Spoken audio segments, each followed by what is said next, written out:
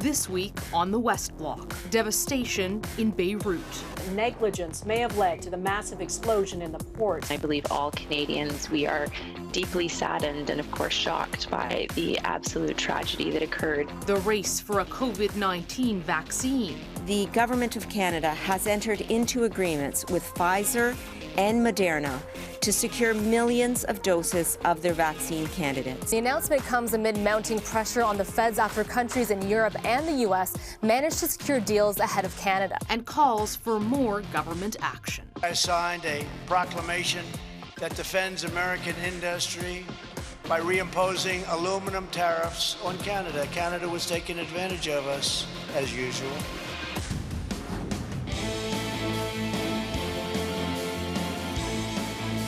Last week, U.S. President Donald Trump imposed a 10% tariff on Canadian aluminum, or announced that he was planning to. In a press conference, Deputy Prime Minister Chrystia Freeland said the government intends to impose dollar-for-dollar countermeasures in retaliation. Here's her response to some questions that I had for her in her press conference on Friday. Deputy Prime Minister Freeland, what does this move by President Trump say about Canada's relationship with the United States after all of the efforts that you have poured into nurturing this relationship and trying to avoid more tariffs, the signing of NAFTA, and yet still we find ourselves right back to where we started? You know, Mercedes, I think what this announcement yesterday says is that this U.S. administration is the most protectionist administration in U.S. history. We have known that for a long time. Canada has worked hard in the face of very protectionist policies from the U.S. to preserve our country's privileged access to the U.S. market. The reality, though, is this is a protectionist administration. And I think the important point for Canadians to understand, and above all for Americans to understand, is that the first casualties, the first victims of these tariffs will be Americans themselves. That's what's so unfortunate about all of this. How far are you willing to go in terms of retaliation if the Americans keep escalating? What Canada's policy will be what it has been throughout the term of this government, which is that we do not escalate and we do not back down. Our retaliatory tariffs will be reciprocal, balanced, dollar for dollar, and that's going to be our policy throughout. Joining me now to talk more about this is Navdeep Bains, the Minister of Innovation, Science and Industry. Welcome, Minister. Well, thank you very much for having me on, Mercedes. So I think one of the big questions Canadians have coming out of this, and we're hearing right now, it's aluminum tariffs, but steel could be next. What is your government prepared to do to help support Canadian industry? Well, we've been very clear that we're going to stand up for aluminum workers.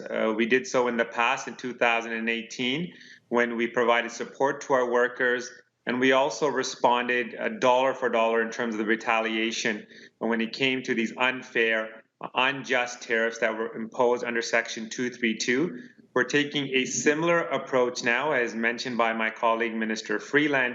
We're going to consult with Canadians and Canadian businesses to understand the best way to respond to this. But the bottom line is we will continue to defend Canadian aluminum workers. We always have and we always will. We have a clip of Donald Trump when he announced these tariffs. I want to play it and then get your reaction to it. Here's President Donald Trump. 7 months ago, my administration agreed to lift those tariffs in return for a promise from the Canadian government that its aluminum industry would not flood our country with exports and kill all our aluminum jobs, which is exactly what they did. I guess my question there to you, Minister Bains, is when you hear this, what's your reaction in terms of why you think the president is doing this and doing it now at a time that's so devastating for the Canadian economy that's already been hit by COVID-19? Yeah, this is bad economics. This is not good for the Canadian economy or the American economy. It's not ironic that the president was standing there making these remarks in front of Whirlpool. Those appliances and the price of those appliances will go up because of these tariffs. That means consumers will pay more. That means it makes those appliances less competitive, which means it can impact American jobs and Canadian jobs as well. And so that's what we want to avoid, particularly in this pandemic, as we're dealing with the economic fallout because of COVID-19. We want to avoid these kinds of measures, which makes it more difficult for us to compete within North America and internationally as well. And so it's very counterintuitive to the basic economic policies of an integrated marketplace that we negotiated under the new NAFTA.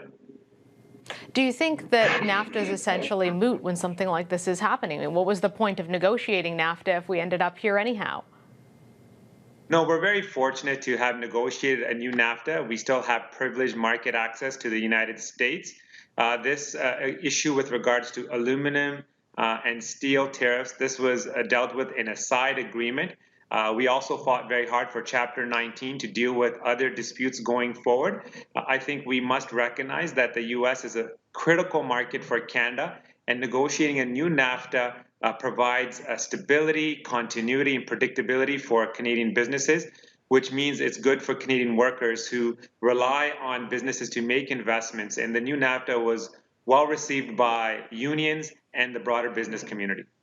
Minister Bains, I want to switch gears a bit to another announcement that you made late last week about vaccines in Canada and signing an agreement with Pfizer to try to get COVID-19 vaccines.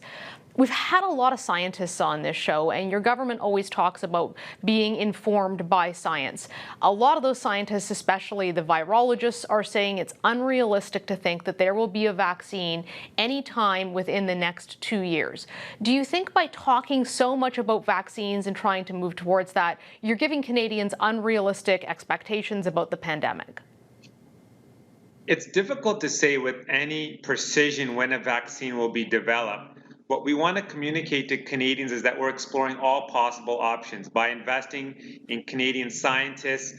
For example, we announced a $56 million investment in VBI in Ottawa. We also negotiated international partnerships with Pfizer and Moderna. And the bottom line is we want to be in a position, if and when a vaccine is developed, to make sure that Canadians have access to that vaccine. And it's important that we take proactive measures and steps to do so. But with respect to the timeline of when a vaccine will be developed, it's difficult to say with any degree of certainty when or if that will happen. But I can tell you right now, these are important investments that we need to make, especially here in Canada. We have a long and proud history in supporting our scientists and researchers. Remember, we were able to develop the vaccine for Ebola here in Canada. We were also able to sequence the DNA for SARS here in Canada. So we shouldn't let up, we shouldn't give up, and we need to support our scientists, and that's exactly what our government's been doing. Minister Bains, changing gears one last time, because I know this falls under a file you deal with a lot on industry. There was a really shocking allegation made earlier this week in a lawsuit that the Saudi kill team had tried to enter Canada, an assassination team, to kill a former Saudi intelligence agent who is living here, the same kill team who went on to assassinate Jamal Khashoggi. Now, your government has made a decision to go forward with the export of military vehicles to Saudi Arabia that are built in Canada. Hearing this information about the Saudis trying to send a kill team to our sovereign soil, does that put any red flags up for you on supplying the Saudi government with military equipment? So you raise a very important set of questions, and as you're aware, the matter is before the court, so I can't comment on any specifics with regards to the allegations that have been made. But it's important to note that we are monitoring the situation. We're keeping a close eye on this file. We recognize the economic benefits associated with making these light armored vehicles here in Canada. But we've had a history here with Saudi Arabia where we've gone back and forth to make sure that we remain true to our principles around human rights. And we will not waver from that. Okay, that's all the time we have. Thank you so much for joining us, Minister. We appreciate your time. Thank you very much for having me. Up next, we'll be joined by NDP leader Jagmeet Singh to talk about Canada's role on the international stage and our response to COVID-19 here at home. Last week on the Hill. Opposition parties probed deeper into the WE controversy. Continues to surprise me the extent to which this was pushed through. Our work as Finance Committee is to find out how and why that happened. MPs pressed Charity Intelligence on their research into the WE charity. Have you ever seen a charitable entity with a structure of a board of directors, staff, and a separate category called founders, who are also apparently receiving funds from the organization? And questions on the rising trade tensions between Canada and the U.S. after another round of tariffs. They don't have the respect around the world anymore, so we're easy targets. Welcome back. Here to talk more about those aluminum tariffs as well as the government's response to COVID is NDP leader Jagmeet Singh. Thank you so much for joining us, Mr. Singh. My pleasure, Ms. Stevenson. Let's start out with these aluminum tariffs. They kind of came out of left field. They surprised a lot of people. The worst time for this to be happening to the Canadian economy. If you were the Prime Minister, how would you handle President Donald Trump in this scenario? Well, we support the retaliatory measures that the Prime Minister and the Deputy Prime Minister have announced. But we also believe that we could have made investments and taken steps beforehand to protect manufacturing in Canada. Some Buy Canada incentives, investments in ensuring that we've got a strong manufacturing sector in Canada where we're supporting with strategic investments and policies to build up our supply chain and build up our manufacturing. We've seen that COVID-19 has exposed the weakness in the supply chain where everything is imported. We need to build more here at home in Canada. And knowing the volatility of President Trump, we should have been better prepared to invest in our Canadian market. Do you think that the government should be more aggressive in responding to President Trump? They're saying we will not escalate, but we also will not back down. Should they be escalating? With any response that we come up with, the focus really should be, is this going to ensure that we've got a strong manufacturing sector? Are we protecting Canadian jobs? That's really the focus. And there's a lot that we can do to ensure that anytime we're using public dollars that we look at investing in a Canadian produced product, that aluminum that's Canadian made should go into products or into projects that are funded through public dollars. Let's take a look at COVID-19 because that's the other thing that is still really on all of our radar screens, is dominating our lives. And one of the big questions on a lot of parents' minds right now is getting their kids back to school in the fall. One of the things that you have asked for as the NDP is federal dollars to go towards childcare to help parents go back to work. Do you have any sense that the government is planning to move ahead with that? Have they given you any kind of a promise or a commitment on when that might happen or specific numbers? So far, Ms. Stevenson, we have not received any commitment from Prime Minister Trudeau or the Liberal government. But to your point, this is exactly what we're hearing from people. Families are deeply worried about what's going to happen in September, whether the kids can go back to school, and the fact that they can't find childcare. So we need to, at the federal level, make investments in supporting provinces and territories to deliver childcare that's quality, that's affordable. We really believe in universal childcare. It needs to be there. And COVID-19 has exposed that women have been the most impacted by COVID-19. The participation of women in the workforce has been the lowest in 30 years. So we know that if we invest in childcare and ensuring that schools get the funding that they need, that this will specifically help women get back to work. And that to me is vitally important. You've really backed the federal government throughout this entire COVID crisis. You've helped keep them in power because this is a minority situation. Is childcare something that you would be willing to bring the government down over if they don't provide money for that? Well, throughout this pandemic, we've taken really strong stances. There was a point where Prime Minister Trudeau was going to cancel CERB in the early part of the summer. And we took a line saying we will not support some confidence motions if the government does not commit to actually extending CERB. So we've not shied away from forcing this government to do what's right for people. Many times they were not going to help, whether it was students or people living with disabilities or seniors, and we forced it. It was because of New Democrats that these things came to be. Similarly, we believe that childcare is one of those vital, important issues that we've got to fight for. People need it. Families and parents want to know that their kids are safe. And so we're going to continue to fight for those families those kids and for women to be able to get back to work. So this is something that's very important for us. But is it important enough that you would be willing to bring a government down if they didn't come forward with adequate funding? Well, in the past, we've had very tough negotiations, and a lot of those negotiations, we've signaled what we care about, and then we go to the table and negotiate hard. This is going to be one of those as well. We're signaling very clearly that this is important for us, and we're going to fight hard to make sure the federal government delivers.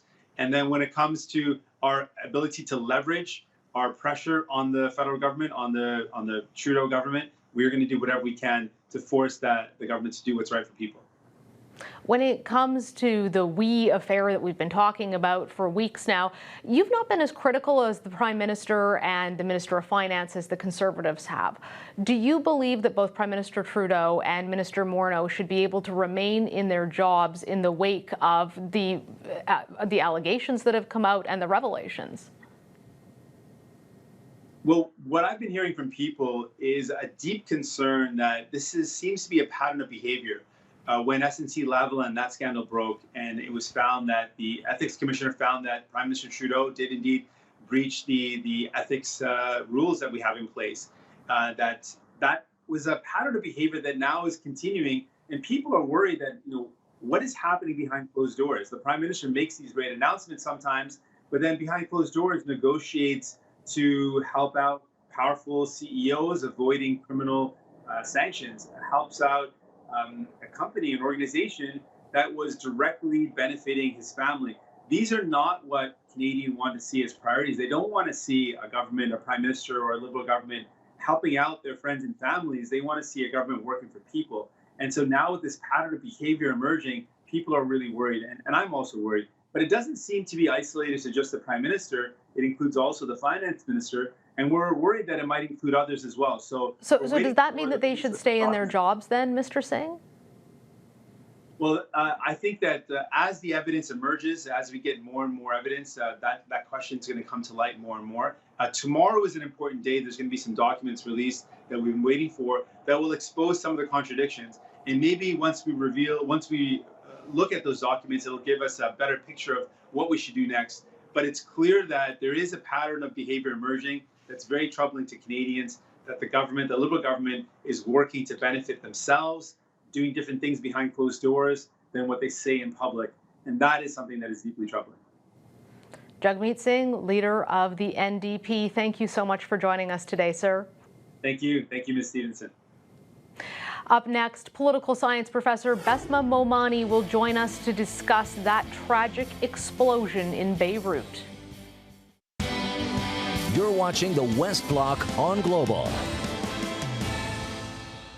On behalf of the Government of Canada, and I believe all Canadians, we are deeply saddened and, of course, shocked by the absolute tragedy that occurred in Beirut. I announced up to $5 million in terms of the immediate response to the crisis in Lebanon. 1.5 million of this will be dispersed immediately. Welcome back. That was International Development Minister Karina Gould on Canada's response to the ammonium nitrate explosion in Beirut last week. 2,750 tons of this highly combustible chemical caught fire at a port and caused an explosion that killed over 100 people and left thousands injured. University of Waterloo political science professor Bessma Momani joins us now to discuss this. Bessma, you're an expert in this part of the world, a terrible tragedy, obviously, that has struck the people of Beirut. What does this mean for the people of Lebanon? Well, I can't reiterate how awful the situation was before this explosion. You know, the economic crisis, the hunger, the frustration, the feeling of helplessness was at a peak, frankly, in a way that I've never, ever seen this country, at least in modern times. So then this hits, which has, as many of the viewers may know from seeing the images, has hit almost every home in Beirut, in particular. Glass shard, glass everywhere in people's homes. The destruction that's physical is unbelievable. Certainly the long-term challenge of getting food in the country now that the port, which brings in about 90% of all goods into Lebanon, being destroyed. It doesn't look good, and it doesn't help that it has, frankly, an incompetent government. So it all in all is the perfect storm of everything awful that could happen to to a beautiful country and people. Well, Bessma, I think that's one of the big questions people have. What was ammonium nitrate being done, stored in a port? This is a well-known explosive. It's been used in terrorist bombings for years. It's also a fertilizer many farmers use, but it's known to be an extremely dangerous substance. How will the Lebanese government be held to account for this? Well, look, I'm sure there's some corruption at the port level that is probably going to be uncovered that really transcends even farther than the Port Authority to real key political backers. But the challenge here is that this is a shipment of cargo that was based on some dispute between shipping vessels, got unloaded in Lebanon, shouldn't have been unloaded in the first place, frankly, and then it just got lost in the bureaucracy of incompetent people, incompetent officials, a judicial process that wouldn't address the issue despite having a number of people on the ground now documenting having alerted authorities to this. But frankly, it's not a surprise to, I think, many Lebanese that this happened because of the bureaucratic, incompetent, corrupt leaders that they have. This is what happens when you don't have good government in place. Bessma, Canada has promised up to $5 million in support to Lebanon, not being sent to the Lebanese government, being sent through organizations like the Lebanese Red Cross. Do you think that that's enough to alleviate what's happened there? And what is the most effective way for Canada to deliver aid to the people who have actually been affected, given the concerns about corruption in the government? So kudos on the Canadian government to deliver directly to NGOs and civil society on the ground who are phenomenal. They're professional, they're non-sectarian, they're not corrupt, they're fantastic, and kudos to them.